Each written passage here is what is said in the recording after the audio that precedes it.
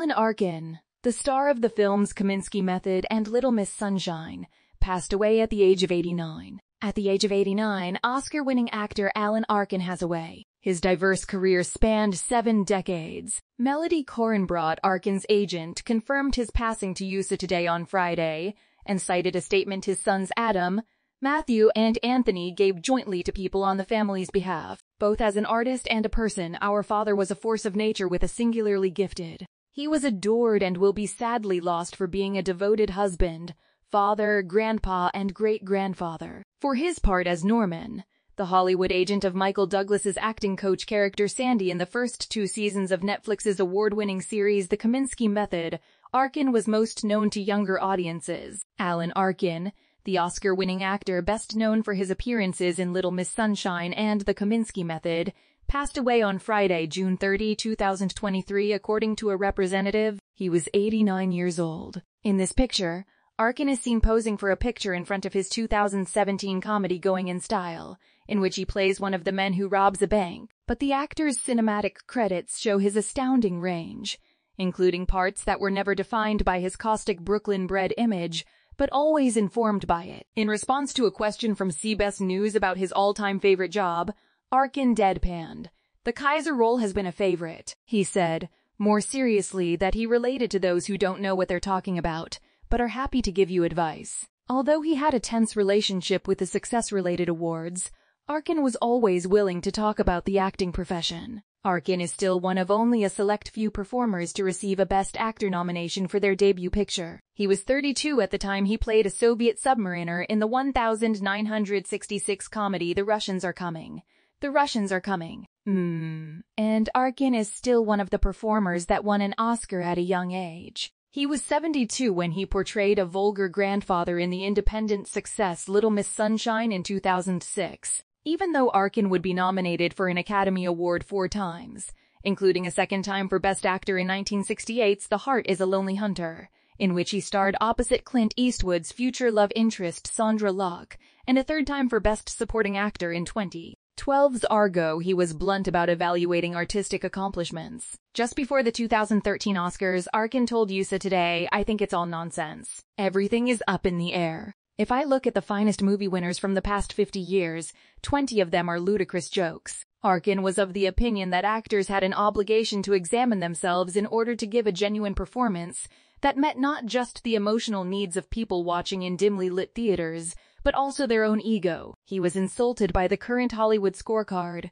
which places stars in order of their movie office earnings. "For the industry to treat us like horses who's in first or second is insanity," said Arkin in 2012 to a Screen Actors Guild Foundation audience. "I desired to influence others." Pictured here is Alan Arkin in a scene from the movie Little Miss Sunshine, for which he received the Oscar for Best Supporting Actor. The curious son of a writer and painter father and a teacher mother, both of Jewish ancestry, Arkin grew up in an artistic Brooklyn environment. As a child, Arkin recalls going with his father to see foreign films with subtitles at New York's Thalia Theater, which helped him both with his English and his love of films. When Arkin's father relocated the family to Los Angeles in 1945 in order to take a teaching position, his desire to transform into different individuals only strengthened. Arkin addressed the audience at the Screen Actors Guild Foundation. "I had the opposite of a stage mother. She wanted me to be an accountant, but she would wait outside the acting classes where I trained my facial expressions." But Arkin was also exposed to Hollywood's challenges at a young age. Despite subsequently succeeding in obtaining employment as a set designer,